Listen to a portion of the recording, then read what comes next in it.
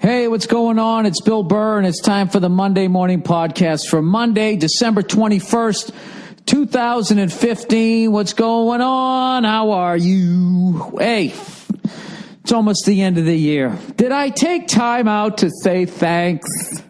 Thank you for being you and for just, bringing your vibe. Seriously, I want to thank everybody who's been watching. F is for Family. All right, now Netflix doesn't give out any ratings. Only they keep them to themselves, like a fat kid with cookies.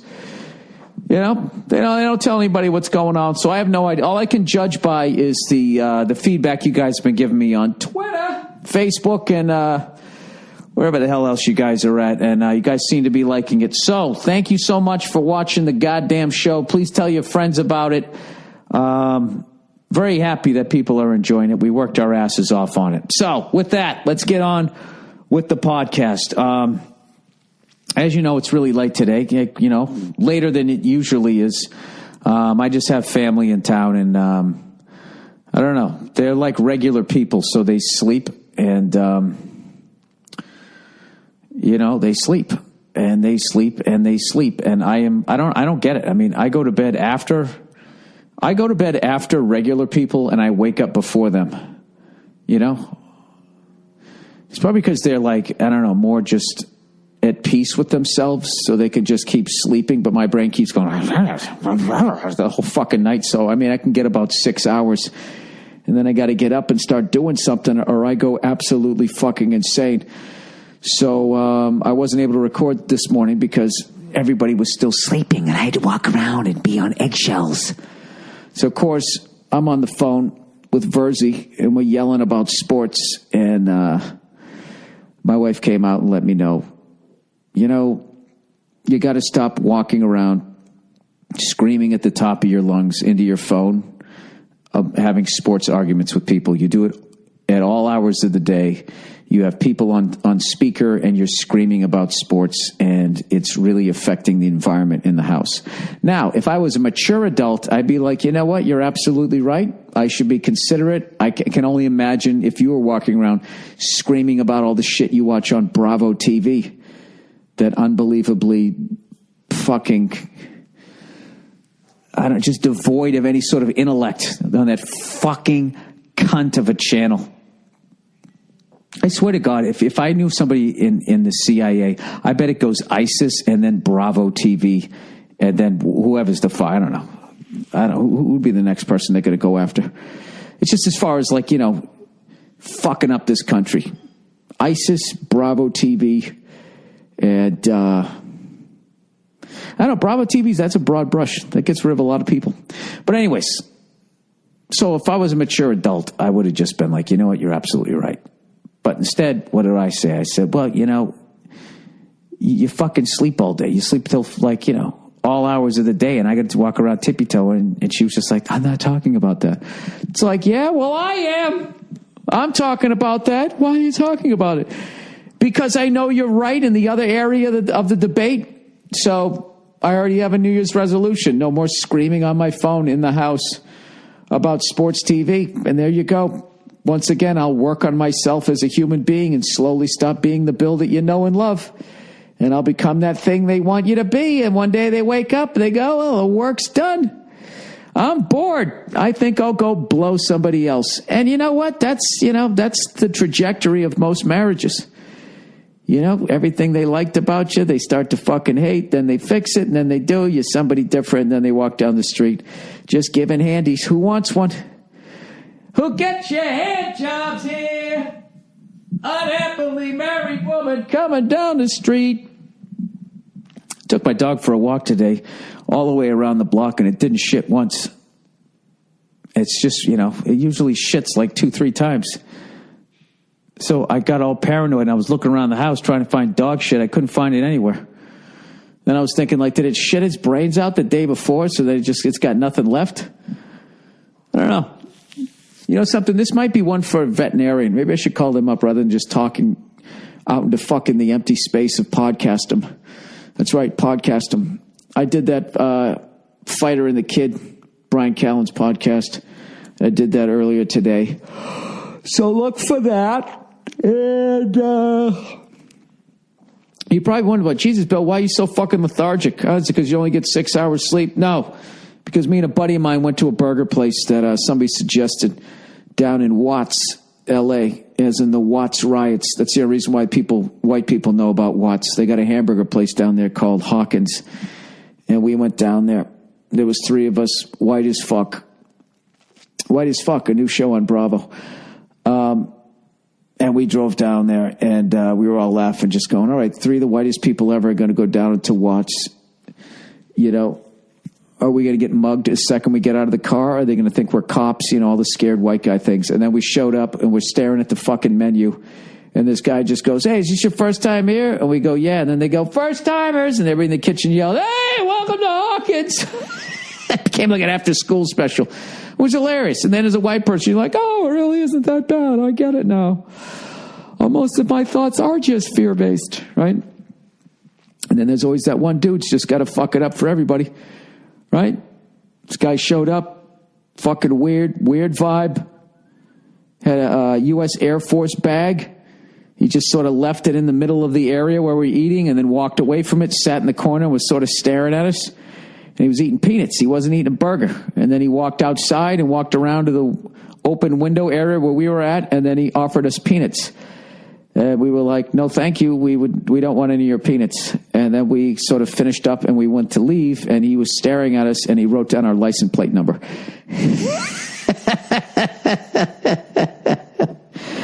It's awful. It's awful what going to war does to you, but I think he was super fucking paranoid already. I'm piecing it together. I certainly wasn't going to have a conversation with the guy. I was judging by the U.S. Air Force bag, and then, the paranoid behavior. And he had something on his fucking wrist, like he got fucked up his wrist or something like that. I have no fucking idea. But all I can tell you is I'm going to go back there again because it was the best goddamn burger. I think it might be the best burger I've ever had, but Jesus fucking Christ, it's the size of a football. And, if you're a goal-oriented person, you're going to get about 3 bites in going, holy fuck, this is delicious. You're going to get halfway through, and you're going to be like, do I win a T-shirt if I finish this thing? And then finally just like, I got to finish this thing. The fries are delicious. I got the fat burger with egg, and it was outstanding. It's called Hawkins. It's right off of South Central, I believe. And it was fucking delicious. And I was like, thank God, because I was bringing, it was a recommendation from a couple of people I met when I did yet another failed pilot. And, I love meeting people that are actually from Los Angeles because they love Los Angeles and then they know all the cool places to go. So most people who are transplants like me stay basically in the Hollywood Valley area. So I asked these guys, I'm like, give me something. What do you got? What do you guys say? All right, you want to fucking, you want to try something? Go down to Watts. We went down there. It was absolutely fucking delicious. But I'll tell you this right now, I am paying for it. There's no way you won't. If you're smart, you go down there and you'll split one. But if you're listening to this podcast, you're probably not smart, and you're going to order one yourself, and you're going to do what I just did, and. But it's a wonderful experience until you get right to the end and your body keeps saying, stop it. Stop it. What are you doing? Stop it. And you just can't. You just keep fucking shoveling it in your face, and then you just lean in on something. You lean in on something. You're like, why did I just do that? Oh, my God. I got to be on the fucking elliptical for 9 years. And then all of a sudden, a fucking Air Force veteran's offering you peanuts. And you want to say no. You want to stand up straight and look like you're somebody that can't be fucked with, and you just can't do it. You just lean in there. And then maybe it comes off as confidence. And maybe that's why he leaves you alone. I have no fucking idea. But, oh my God, my mouth is dry. There's so much fucking salt in me right now.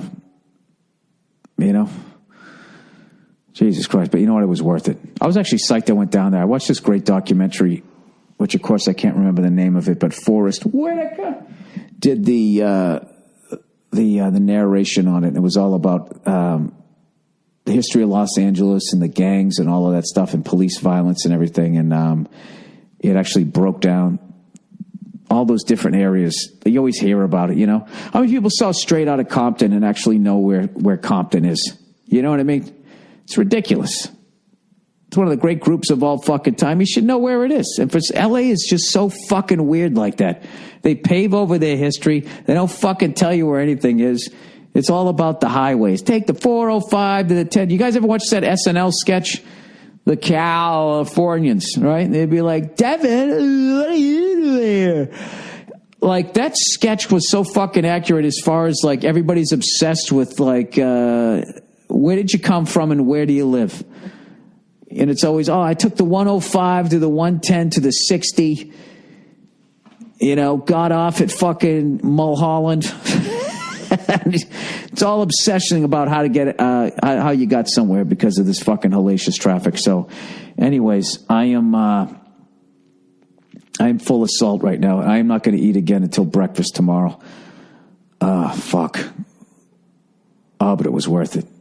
It was fucking worth it. I had like one bite of that, and I'm like, I am bringing Nia here tomorrow. And then I got halfway through the burger, and I was like, I am bringing Nia here in about a month. And then I finished it, and I was just like, in 6 months, when I'm not full again. I'm so fucking full right now, I can't even finish my sentences. Oh, it was glorious. It's really a feeling that so few people in the world know. Most people are starving, So I'm trying to feel privileged right now, even though it's a big part of me wants to kill myself. Oh, it hurts to laugh. Jesus Christ. No, it was Thanksgiving between two buns. It was fucking... one of my buddies had a pastrami sandwich. He said, I'm 3 bites in. I still haven't made it to the bun. He was smart enough to stop. Me and my other friend, we just kept going. And he had to fucking drive. Oh, I wanted to recline the seat so fucking bad, but I was afraid that if I reclined, it was all going to come up. All right, Bill, enough. You talked about dog shitting and overeating. Is this supposed to be exciting? Well, it's that time of year. It's that time of year when you can say, come on and eat a manhole-sized fucking burger. It was incredible. So anyways, why don't we talk about some shit other than dog shitting and me eating an oversized burger? My stupid password. I can never reopen the thing. Still fucked it up. How about those New England Patriots, huh? Sort of limping along. I don't think we're going to do any damage this year. I just don't think it's our fucking year, man. We just got too many injuries. And I watched the Giants-Panthers. As I mentioned when I was promoting F is for Family last week, I got to do Rich Eisen's show. I called in and I was talking about how I thought the Giants-Panthers game was going to be the game of the week, as far as either the Giants turn the fucking corner like they always seem to in December and make one of those great playoff runs despite their record, or the Panthers are going to basically go undefeated and win the Super Bowl. That's what the fuck I was saying. Of course, what do I know? I'm just a comedian. But I watched the game. It was a great game. And, of course, everybody was freaking out about Odell Beckham and what was that guy, Norman? I can't believe Beckham didn't get fucking ejected. You know what I mean? I swear to God, that was fucking unbelievable. But however, though, a lot of me, I really enjoyed it. I love them getting in each other's face. I didn't like him launching him helmet to helmet, that type of hit. But I was talking to another friend of mine. I said it reminded me of Mel Blount and Golden Richards back in the day, except Golden Richards fought back. But it's interesting because Beckham kind of acted like a big fucking baby because he wasn't getting any catches just because he got roughed up a little bit. And I kind of agree with, I hope I'm saying his name right. Beckham, was it? Not a Beckham, I mean Norman, right? Fuck, Bill, why don't you look up shit before you fucking start talking about it? Then you got to type with one index finger, and that's not fun for anybody, right? Josh Norman. He said he kind of cracked the code on him. You get under his skin a little bit. So I think more people are going to try to fuck with Beckham because God knows if you just try to cover him, you can't do it. But once again, the football gods love the Giants. They love them.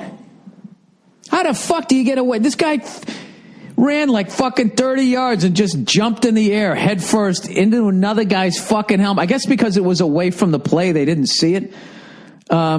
3 personal fouls. I don't know. You know what it really comes down to? It's, much as all you cunts always go, oh, the fucking Brady rule. There really is the superstar rule. If you're a fucking superstar, we couldn't throw that guy out of that game. You couldn't do it. He's one of the superstars. They need to make their money first, and then about 50 other things, and then they try to protect the players. Because even now, the fact that they're trying to protect players, why are they protecting? They're protecting their wallets. Now that everybody there, wallets! What's that from? No, you are looking at a man that doesn't judge another man by the size of his wallet.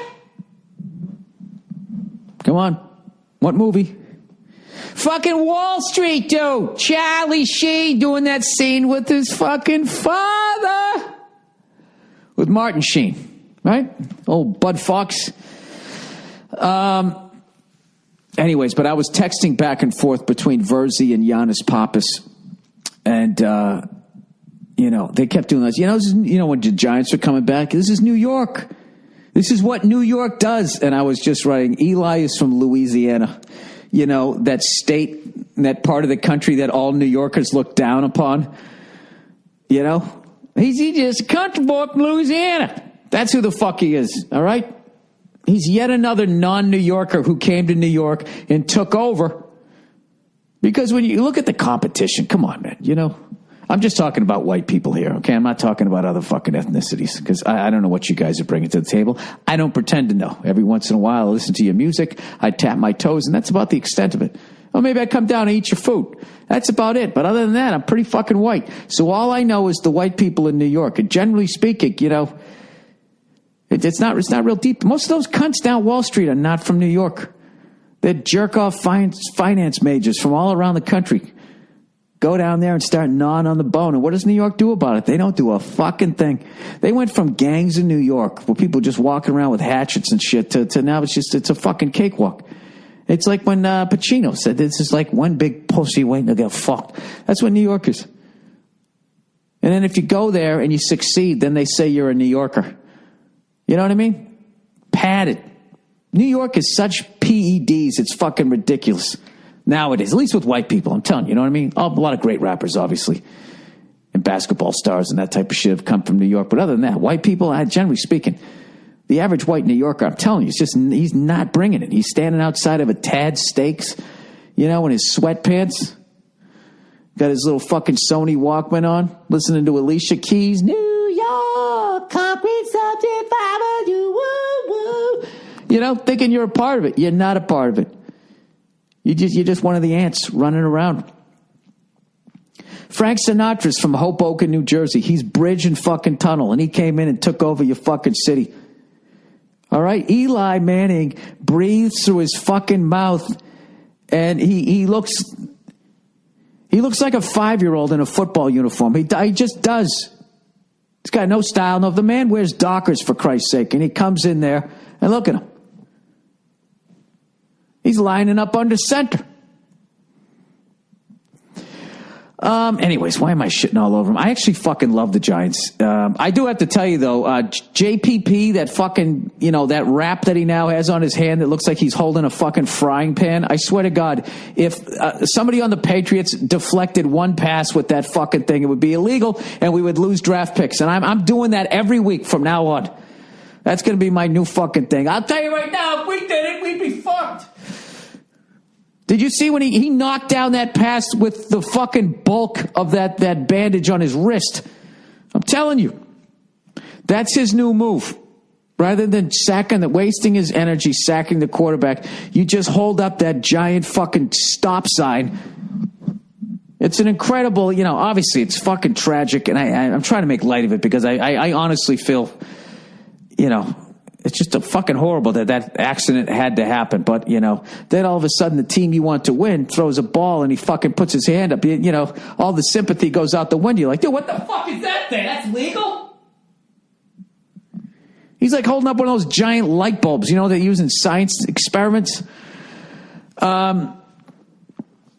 Anyways, it's almost as big as my head. I'll tell you, if you could somehow wrap my head around your fucking hand, and stuck it up, you would lead the league in pass defenses. Is that what they call them? I don't know what they call them. All I know is I really enjoyed that war between Norman and Odell Beckham, and I love that Norman called him a bitch at the end of the game, and I don't think he should be fined. Obviously, Odell should, you can't jump off your fucking feet like that. Doing a sailor's dive into the side of somebody's fucking ear hole. What are you thinking? You know what I mean? But I swear to God, it reminded me of Mel Blount and Golden Richards. Golden Richards had blonde hair, just like Odell Beckham. You know? No? You don't know that? Well, you know something? I do. Something I like to think about. Oh, fuck, I'm so goddamn full. This is so stupid, Bill. Why did I do this? By the way, I always forget to do this. The podcast email, ladies and gentlemen, the podcast email is bill@themmpodcast.com. bill@themmpodcast.com. Oh my God. I'm sorry, guys. I got to keep fucking drinking water. I'm so full of fucking salt right now. I was just talking to a buddy of mine. He thought he had a tapeworm. I swear to God. There should be, you know what would sell like fucking hotcakes right around this time of year? Tapeworms that were almost at the end of their lives. And if you could just somehow force it down, and just during the holiday season, you eat like a fucking animal and it eats 90% of the nutrition and then it just fucking keels over and dies like Marlon Brando when he's out in the garden with his son, or his grandson. Wouldn't that be great? Then you could just eat and drink like a fucking maniac and this tapeworm just takes it all and then it dies. And then, for the next couple of weeks when you have to go to the potty, you just don't turn around and look. This is the most disgusting fucking podcast I've ever done. I'm sorry. I started off with dog shit. I mean, where do I go? You can't make a comeback. You might as well burrow a little further into it. Right? Is there anything worse than when you go out to take your dog on a fucking hour and a half hike and you realize you only have one shit bag left? And then you got to make that decision. I'm either going to leave some behind like Willem Dafoe in Platoon, or I'm going to have to try to get creative. And there's shit in the bag, and then you got to drop the shit out onto the new shit, and then you just fucking, it's a fucking nightmare. Oh, God. How gross can this become? Is there any women still listening? This is disgusting. You like this guy? You think this guy's funny? Shut up, Margaret. Shut up. All right? Any woman right now yelling at your husband or boyfriend right now, you need to stand the fuck down. Okay? You know what you're going to make them do this fucking holiday season. Let the man listen to a fucking podcast, for Christ's sake. Look at him. He's going to die 8 years before you. Can you have a heart and be nice to him? On average, he's going to die 8 years before you. That's the deal. Unless you're like Dick Van Dyke, 90 years old, and he's still dancing. Still got the light in his eye, man. That fucking guy was sharp as hell. I think that's the key to it. He's dancing. Is it? I don't know. Maybe figuratively. Dancing in your heart. Walking down the street, just still hearing the birds chirp. Sorry. Oh, my God. Oh, fuck. I'm going to take a... You know what? I might walk down to the Comedy Store tonight. And then I'm going to get all the way down there. Bill, you want to go on stage? I can't. I'm just going to turn around and walk back. You know what? That's a great idea. What do I care? I don't have any fucking new ideas right now, do I? I don't think I did. I think I had that. Maybe I got a couple, 2 or 3. I have no idea. Hey, how about I read a little bit of advertising for you guys, huh? You think I read bad when I'm fucking... regular day. Forget about when I got a whole giant burger in me. Oh my God, it was good. Holy fucking shit, was it delicious. I can't wait to go back.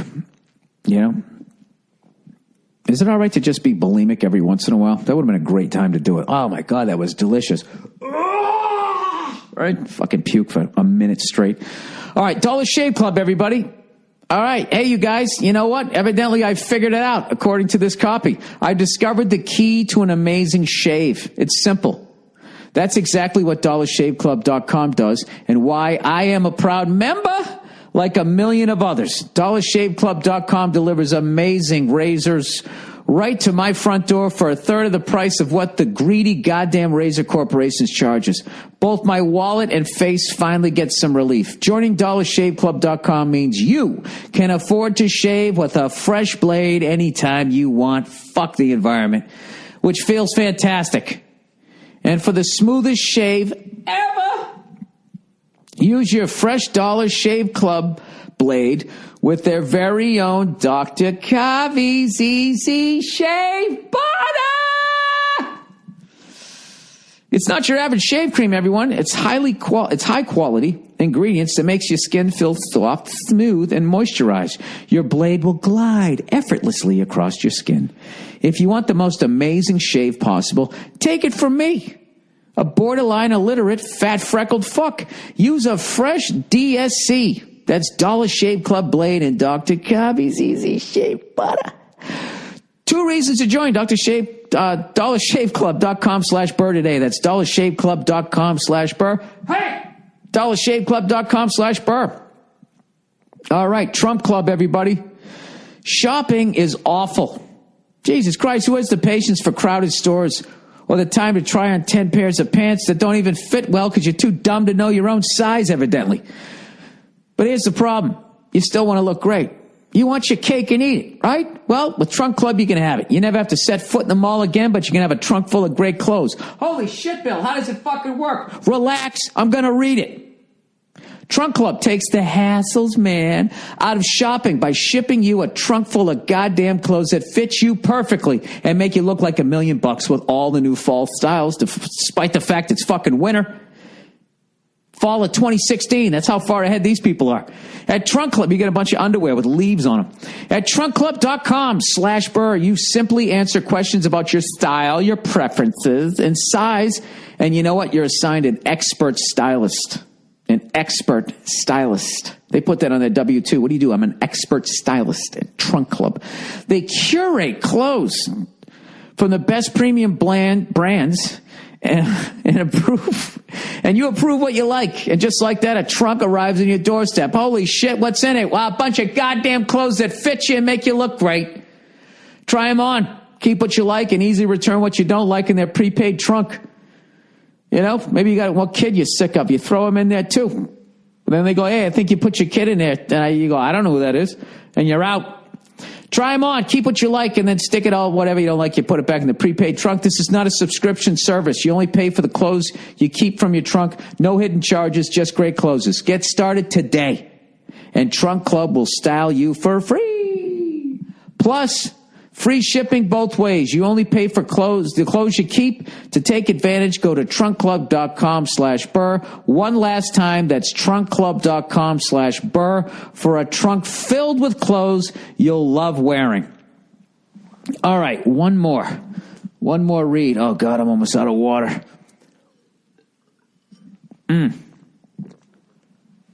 Oh, God, I think that's all I need for the next fucking 24 hours. I literally have my hands over my face right now. That's how full I am. You know, if you saw me, you'd be like, oh my God, did a loved one die? No, I ate a giant burger. And I don't have enough water, I'm sorry. All right, MVMT watches, movement watches, was started by 2 college dropouts with the idea to make quality watches that don't break the bank. Starting at just $95 and sold online, they cut out the bullshit retail markup. Supposedly, Movement sent some watches over here. Well, you know what? They did, and I saw them, and they're pretty goddamn slick looking. All right? They'd go great with a pair of Pete Carroll Dockers, or maybe you got some balls-hugging fucking jeans. You know, if you're cool, if you're a nerd, they got a watch for you, and it won't break the goddamn bank. Quality materials and sleek designs. The perfect watch, the perfect everyday watch. It's easy. Order online today for free shipping, free returns, and a 24-month warranty. Join the movement and say no to big brand retail markups and say yes to great style.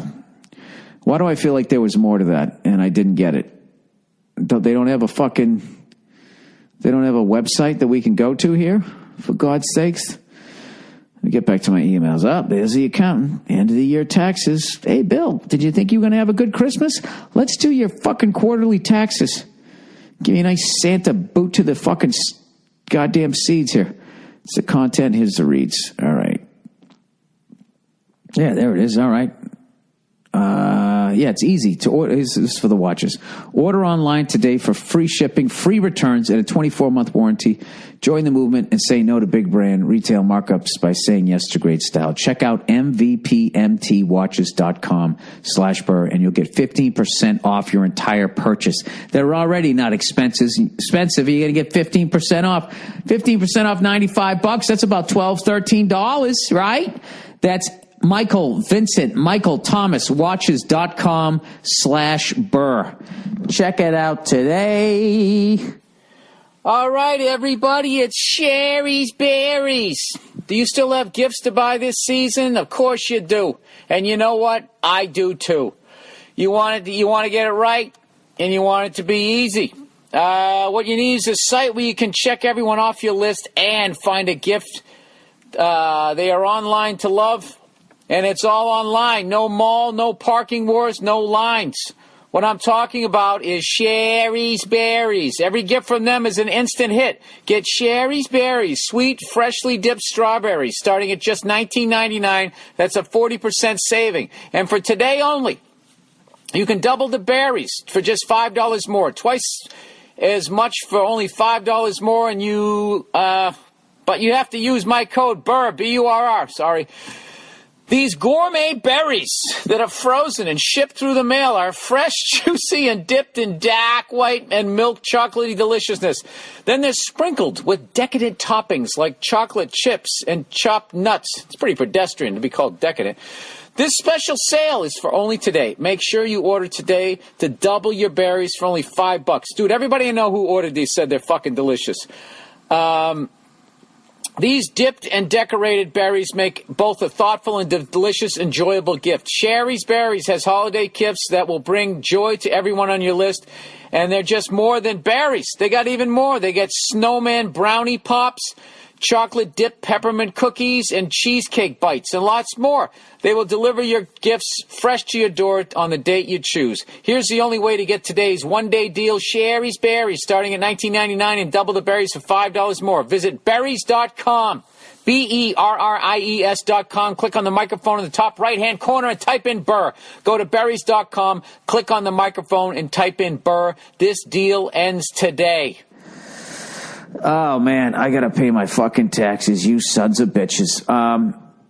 It'd be one thing if they actually fixed the pothole on my fucking road. It'd be one thing if they did that. I'm going to sound like an old man right now. Anyways, I did as I mentioned, oh, fuck. This really is not a good feeling, man. It was delicious, people, but, I recommend not doing a podcast right after you fucking eat one of these goddamn things. Oh my God. So anyways, like I mentioned, I did Fighter and the Kid podcast today. And when Brian Callen wasn't talking about his amazing athletic physique, I was trying to talk to professional fighter, Brendan Schaub. I hope I said his last name correctly. And I was just fascinated with the ability to slip a punch and how they just stare at the center of your chest and look for some movement in your shoulders, and they're able to somehow slip the fucking punch. It was amazing to me. We talked about cauliflowered ears, and at what point you can't drain them anymore, because I guess initially it's blood, and then it turns all fucking hard. I don't know. That's probably more interesting than anything that I fucking talked about. But anybody fights for a living, man. I wanted to talk more about that. I hope I get to do the podcast again, because if there's just a way to get Brian Callen to stop talking about himself, there's somehow a way to do that. I had a lot of interesting questions, but Brian somehow gets himself in between you and the interesting thing that could actually happen. And he just, has to talk about his geometric shape, which I believe he described as an upside down triangle being screwed into something else. I don't know, manly. An old TV tube. I forget how he described his lower portion of his body, but it was just one description after another about his amazing physique. I'm fucking with you, obviously. I love Brian Callen. So listen to that this week. And with that, why don't I get into the fucking questions before I literally fall asleep? All right. Terry Reid, everybody. I don't know who that is. I know who Tara Reid is. Terry Reid. Hey there, Bilbo Baggins. Just wondering if you ever heard of Terry Reid. He was offered by Jimmy Page to be the frontman to his new Yardbirds band, and said that he had a couple of guys that would be better for the job, Robert Plant and John Bonham. I love this story, and I love Terry's music. If you hadn't heard his stuff, check out Seed of Memory. To Be Treated Right and Dean are my favorites. I guess there's a documentary, Super Lungs, is coming out soon. Anyways, I've never heard you mention him before and thought it'd be right up your alley. Oh, well, that's amazing. You know, there's a bunch of those kinds of fucking stories. Like, somebody sent me one recently. I think I might have talked about it, about a guy who filled in for Ringo Starr for like 2 weeks at the height of Beatlemania. Ringo had like tonsillitis or something. And of course, it was the early 60s, so it was damn near fatal. You know what I mean? You had to like fucking go to some witch doctor or some shit to get cured. So they had this other guy sit in, and he went from complete nobody to being totally famous, and every chick in the world that couldn't fuck Lennon, McCartney, or fucking Harrison was jumping on his dick. And then the whole fucking thing ended 2 weeks later, and no one knew who he was. And he was just like, what the fuck was that? And I guess, you know, he didn't want to make a documentary out of it. But recently I was going through Twitter, and they showed a picture of him, this great picture. It's great for me looking at it to get a sense of what it was like after he was in the Beatles. Probably crushing for him. He was sitting in at an airport waiting for a flight, and he was like the only guy there, just sitting there by himself with his Beatles haircut. They made him get a Beatles haircut and wear like a fucking Ringo style suit. And then he was just like, well, what the fuck happened? Within 2 years, he was broke and out of the music business. They just kind of lifted him up and gave him the old right there, Fred, right back down. Kind of incredible. So I always find that amazing when there was like people that were, you know, in bands. In fact, I remember a long time ago, I was trying to develop this script, but of course I have too much ADD to try to get these fucking ideas off the ground. But I had an idea for a movie, and then they ended up kind of doing the movie already with one of those guys from The Office. But my idea was, you know, I used to watch those behind the musics, and there was always somebody, oh, fuck, here comes the itis. Oh, that burger's taking me down. There's always that person early on. You know, they're like in AC/DC, and they decide to quit and go to school, or they get married, and then the band goes on to make it. And I always thought, like, whatever happened to that fucking guy? Got to spend the rest of his life. I don't give a shit what he does. He could be a fucking brain surgeon, and people are still like, dude, you quit AC/DC? Oh my God, what a fucking loser. For the rest of your life. So I had this idea for movies. It was about a guy that quit a band and went on to make it. And it was all about I think I wrote it for Adam Sandler, because it was the late 90s when I was writing this thing. And it was a fucking mess. I was never able to land it. And basically what happened was he ends up meeting the devil in a bar, and he sells his soul to go back in time to not quit the band. So he stays in the band. He ends up not meeting the love of his life. And then he ends up discovering that the reason why the band made it was because he quit and the right person got into the band. So he lost the love of his life, and the band didn't make it. He fucked them all up, and he was going to go to hell. And interestingly enough, that's where my script went to hell. Because the way I got out of it was, then he didn't give a shit. He was going to hell. He fucking went out of his way to find the fucking guy who should have been in the band. So then the band makes it. And because he did that selfless thing, there was a loophole in selling your soul. Real Disney fucking ending. And he doesn't have to sell his soul. He gets back with his wife. And then they go to the concert in the end. Oh, this is how I should have done it. And he's like, you know what, man? I wouldn't trade being with you, sweetie, for all the fucking free pussy in the world. The end, right? And they kind of made a movie like that. Or enough of it. Either way, I don't give a fuck, right? So anyways, getting back to this Terry Reid guy. What was I going to say? That sounds very interesting. I'm actually, I'm going to fucking put this guy in right now to look him up. Terry Reid, man, that sounds like a country guy. Or is that Jerry Reid? Eastbound, down, loaded up and fucking. Wife's, you know, he said that one night when he was just sick of singing that song in front of those fucking church-going, racist fucking country music fans. Oh, God, they love talking about family. I'll tell you right now, if I wasn't white, I would not hang around with any white people that talked about the family values. The second white people start talking about that shit, you just know it's you know what's underneath that. Good family values, you know. Founding fathers. All right, let's not get too political here, Bill. All right, wife's brother found picture I posted online. My wife's brother found a picture I posted online. Okay, obviously it's not going to be too good. First off, go fuck yourself. All right, thank you. Very nice to see you too. Oh, wait, I forgot to read what this person wrote at the end. Just binge drinking, watching F is for Family right now. So far, I love it. It mirrors the anger I have inside but can't let out in a modern-day society. Thanks for all the free content, and as always, go fuck yourself. All right, it's another guy watching F is for Family. Woo! All right, this next guy. My wife's brother found a picture I posted online. All right, first off, go fuck yourself. Hey, stop being mean.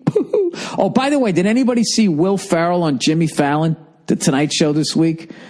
Doing that, I got to give you a link to this, even though it already has 12 million fucking views. Will Ferrell is the new Santa Claus, and he's like a Santa bro. I can't do it justice.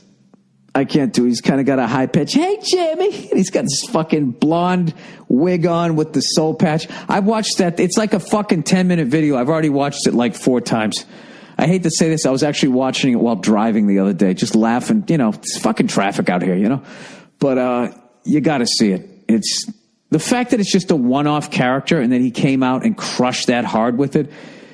The guy's an absolute genius. And by the way, he has a movie coming out called Daddy's Home, starring Mark Wahlberg, Boston's own Mark Wahlberg, and yours truly has a quick scene in there. I got a quick scene. Don't blink or you'll miss me. But that comes out on Christmas Day. So if you already saw Star Wars, which is hilarious, I heard it's fucking awesome, and now I want to go see it after me trashing it. Verzi was fucking defending it, was trying to say Star Wars is not a nerd movie, which is like me saying the New York Yankees aren't a baseball team. Like, it's not only a nerd movie, it's like a nerd's nerd movie. You know what I mean? That's like saying Goodfellas is not a gangster movie. It's more about interpersonal relationships. Yeah, it's a total fucking nerd movie, but it's fine. It's okay to be, and he's defending it, going like, talking about what a great jump shot he has and how he can throw a football like an animal. I love Verzi. He's always talking trash. The man is always talking trash. So, of course, I got to be a cunt. I wrote him back on Facebook. I'm going, Paul, not for nothing, but when there's full-grown adults dressing like the characters in the movies, that you got to expect you're going to get a little bit of shit, right? Because he's trying to do that. Does everybody going to be so negative? Can't people just have a good time, man?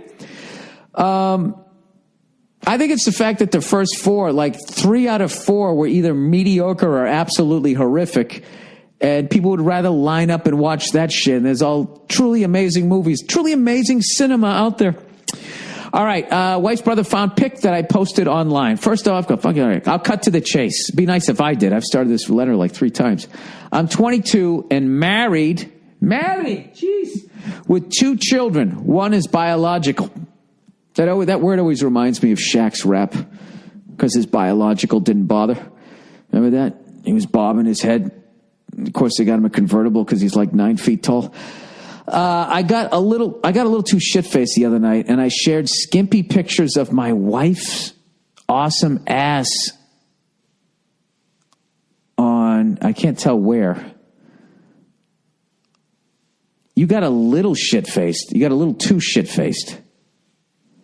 Long story short, my wife's brother was also on there and came across these pictures. My wife was passed out drunk, and I drew a monster eating a hot dog coming out of her ass before taking the pictures. Dude, this isn't real. I don't want this to be real. So then you posted it on a porn site, and it turned out your brother-in-law was on there? Or your girlfriend's brother was on there? What the fuck is going on? Oh, brother-in-law. That's actually a happy ending, that the circle of you three ended right there, and you guys just swirl around in an eddy of that fucking nonsense. Thank God that didn't go out into humanity like a virus. He goes, my wife was passed out. Let me read this again. My wife was passed out drunk, and I drew a monster eating a hot dog coming out of her ass before taking the pictures. Her brother is coming to town for the holidays, and I'm curious what you would do in this situation. Well, how the fuck did he know it was his sister's ass? He was scrolling through lookatthatass.com, and then all of a sudden he was just like, Karen? Or do you have your own name on this porno site? Or would you do it on Facebook? This is really weird. You know what? This might be one of the few Law and Order episodes that were never made. Don't. And then he shows up. You're like, hey, man, it was just a joke. And then he fucking, did he kill you? Did the wife kill you? Who knows? All right. Her brother's coming into town for the holidays. I'm curious what you would do in this situation. You mean, I don't know, but aside from kill myself? I don't know. Her brother already doesn't care for me, and I'm expecting an ass beating. If he starts hitting me, can I hit him back or just become a punching bag for the evening? How old are you? You got kids. He's 22. Wait, you're... Sir, you've made a series of bad decisions in life, and it's ended with this. And I think it's great that the year is ending, that you're in this situation, and I would try to do something to get out of it. The first thing I'd do, I'd stop drawing pictures on my wife's ass and putting them on the internet. Secondly, I would take some self-defense classes and put my wife's brother in his place, but he's going to be right on this one. The only way he knows it's your wife's ass is if somehow your name is connected to that account. So I'm guessing you went on Facebook for friends and family and your fucking wife's ass with the hot dog coming out of it. That's really weird. It probably looked like fucking shit, didn't it? You were drawing a fucking turd coming out of her ass? Yeah, if anybody starts hitting you, you can always hit back. I just try to tie him up. Just get him in a bear hug and just get your mouth in his ear going, I'm sorry, dude, I'm sorry, Joey, I'm sorry. Just keep doing that. Maybe that'll work. I have no idea. That's a hell of a predicament. Anyways, he goes, thank you for F's for Family. It's the only show that is funnier than South Park. Hey, easy. No, it isn't. South Park's the king. I love the podcast and, of course, the advice. Go fuck yourself as much as I've fucked myself. Well, good luck with that one. Vinyl. Dear William Claus, I'm buying a couple of friends/relatives some vinyl this year for Christmas. Need some help. I want to get a couple of classic rock and jazz albums. Do you or Nia or the dude who does your podcast or even your mailman have any suggestions? Well, I think Bill Burr live at Andrew's house is a hell of a record to own. Personally speaking, I think it's phenomenal, if I do say so myself. What kind of jazz you want to listen to? I mean, you could go with the classics if you just come out, you know. You have the ones that everybody gets who try, like even the people who try to pretend like they're into jazz, like me, no. You know, like, oh God, what are those Miles Davis ones? Bertha Cool. The one with My Funny Valentine on it might be that one.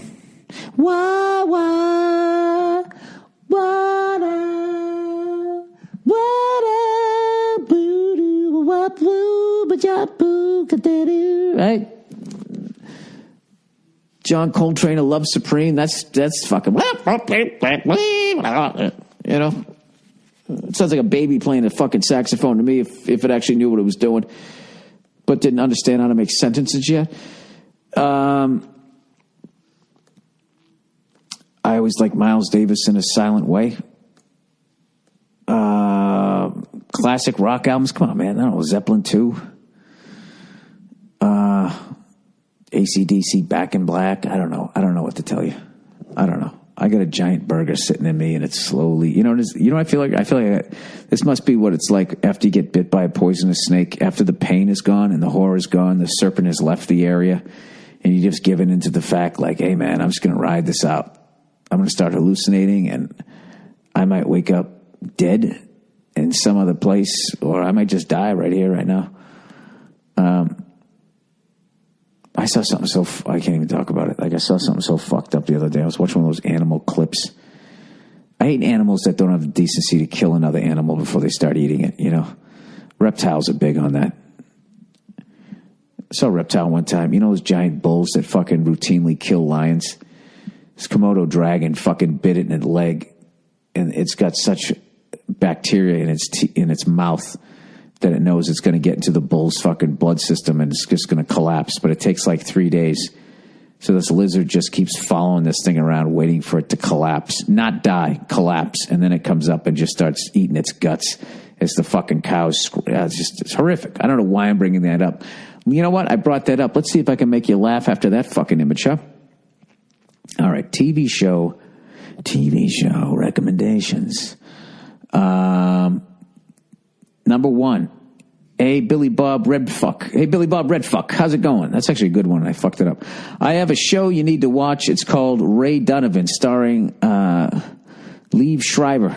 It's about a Boston family that moves to L.A. and leave. Why are you acting like this isn't a massive fucking a massive hit? Plays a fixer for celebrities and high-profile people in the city. It's fucking amazing. I know you'd like it. It's got boozing, banging, tits, and death. The 4 components of a sick show.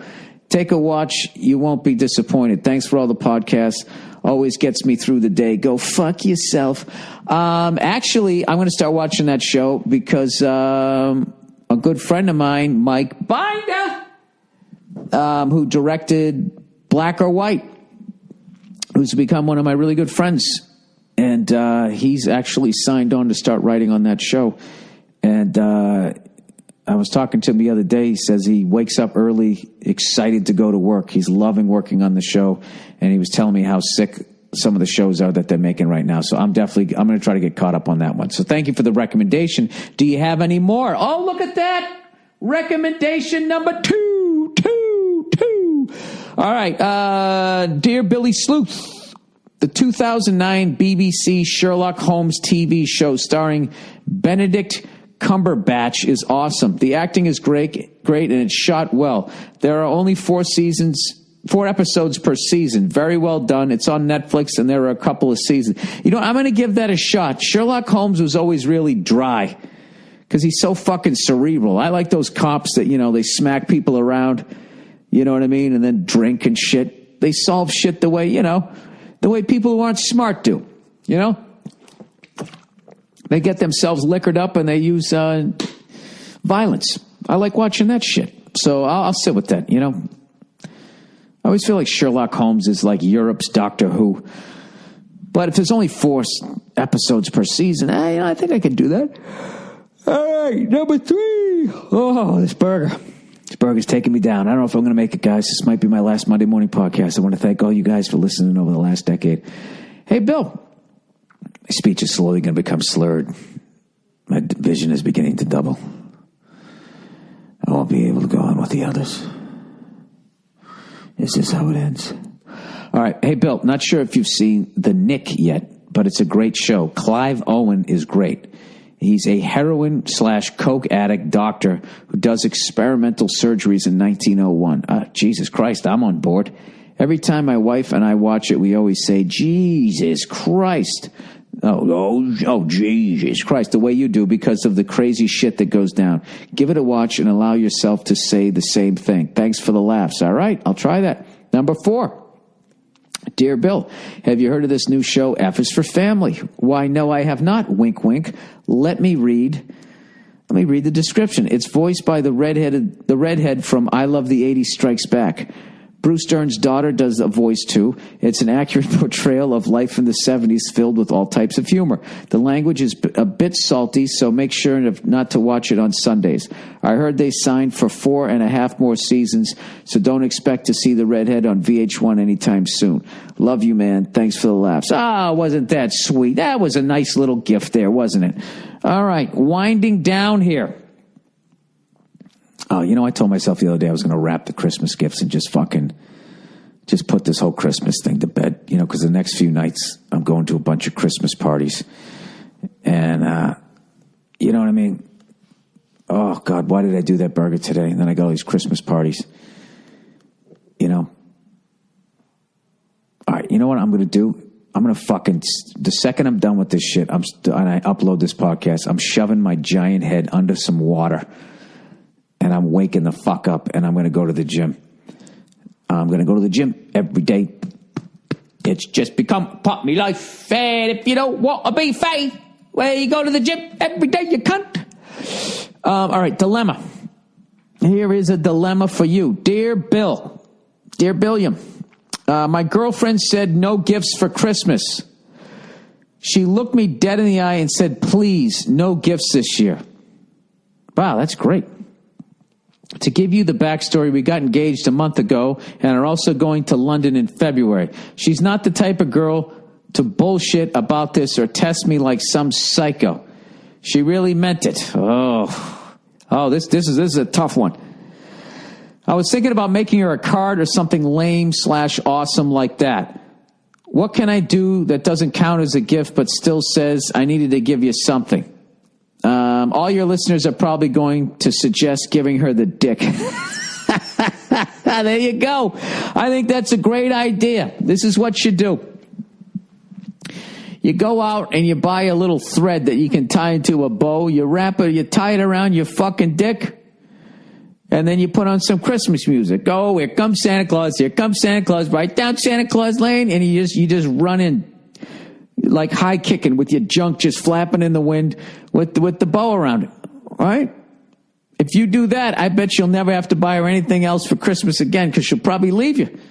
And there you go. All your problems will be solved. I don't know. Do you think she really means it? Don't buy me anything for Christmas. Oh, God. Do they ever say what they mean? It's always a game. It's always a test. They're higher thinkers. They're a higher level being. They speak in metaphors wrapped up in an enigma with a riddle and something else from fucking JFK Strikes Back with the Empire. Whatever it is. What could you get her? Why don't you just make her breakfast wearing a Santa hat? Something simple like that.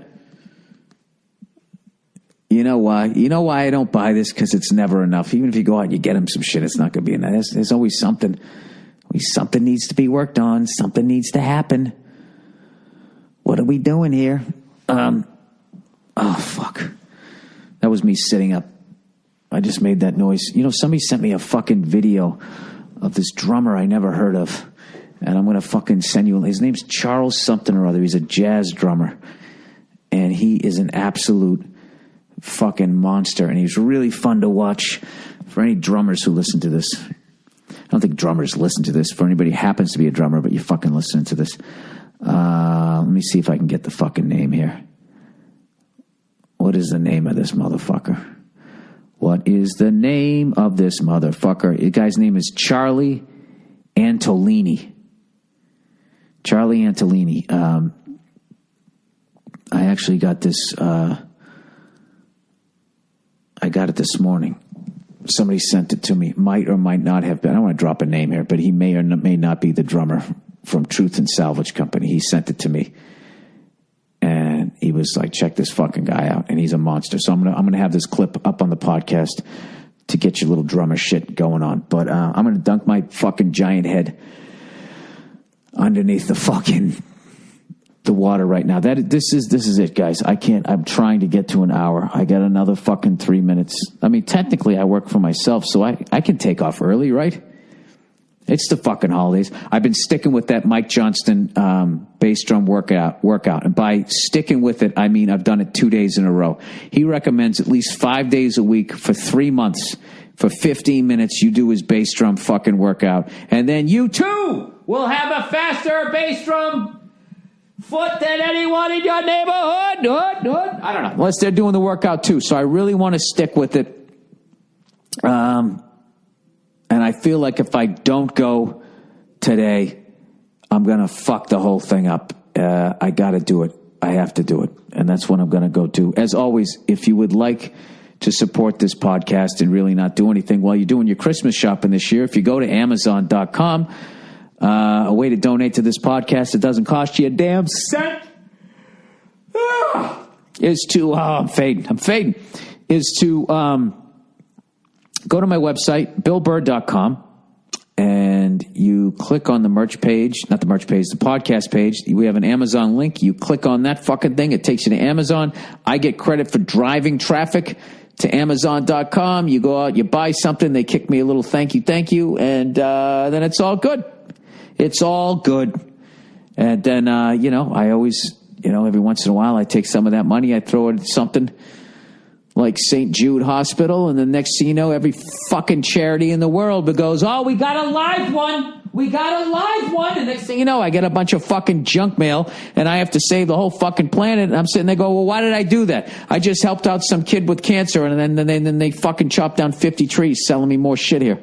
So that kid's going to get cured, and he's not going to have a fucking tree to hang his swing on. You know what I mean? It just doesn't work. It doesn't work. I had a fucked up conversation with somebody today about, I was watching one of those space, those fucking scientist guys, and they were talking about how there's like 30,000 Earths out there in space, in habitable places like this with water and all that shit. But, they just don't have an Epcot Center. So, it's not Earth, right? And everybody always thinks, well, maybe there's a bunch of human beings running around there. And I was thinking, well, maybe there's some dinosaurs up there.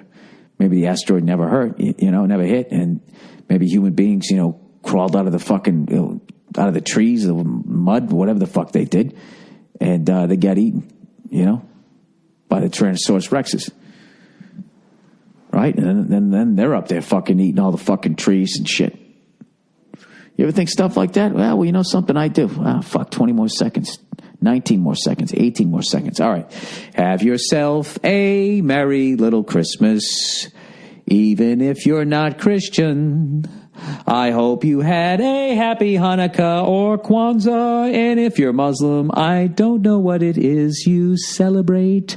All right. That's it. I made an hour. There you go. Old Billy Foodbag here. I'm done. Go fuck yourselves. I'll talk to you on Thursday. All right. See you.